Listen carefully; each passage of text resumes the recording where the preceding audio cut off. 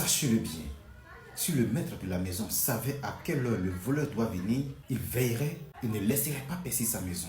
Vous aussi, tenez-vous prêts, car le Fils de l'homme viendra à l'heure où vous n'y pensez pas. Ce passage est une mise en garde contre l'arrivée soudaine de Jésus et notre relation avec lui. Ce n'est pas pour nous faire peur, mais c'est pour nous soumettre à une analyse profonde de soi.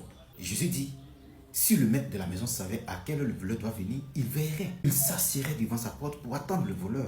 Il restera sur pied pour attendre le voleur. Mais parce qu'il ne connaît pas l'heure, le voleur vient le surprendre, sans qu'il puisse faire quoi que ce soit, sans qu'il puisse dire un seul mot.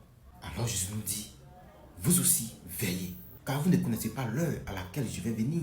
Vous ne connaissez pas le jour de mon arrivée soudaine. Veillez pour que ce jour ne vous surprenne pas. Veillez pour que ce jour ne vous trouve pas dans un état d'impureté, ni dans une vie d'impudicité, de mensonge, de corruption ou d'injustice. Que ce jour ne nous trouve pas dans cette robe souillée que le Seigneur ne veut pas dans sa présence. Que ce jour ne nous trouve pas dans cette robe souillée que le Seigneur ne veut pas dans sa présence. Il faut laver nos robes dans le sang de l'agneau afin de paraître irrépréhensible devant le Seigneur. Il ne faut pas quitter ce monde sans avoir auparavant lavé sa robe, sans s'être repenti et sans avoir soigné sa relation avec Dieu. Si nous constatons que notre relation ou notre vie n'est pas parfaite devant le Seigneur, c'est le moment de la revoir.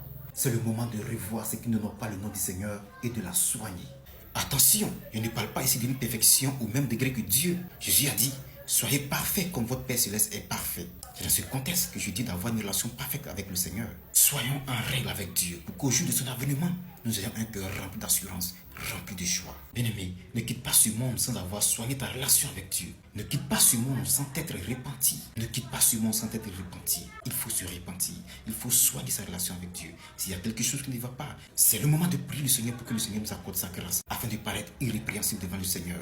Quel est ce serviteur que son maître a établi sur ses gens pour leur donner de la nourriture au temps convenable? Heureux ce serviteur que son maître à son arrivée trouvera faisant ainsi. Bien-aimé, il faut veiller sur sa relation, il faut veiller sur sa vie, parce que son arrivée sera soudaine. Que le Seigneur vous bénisse.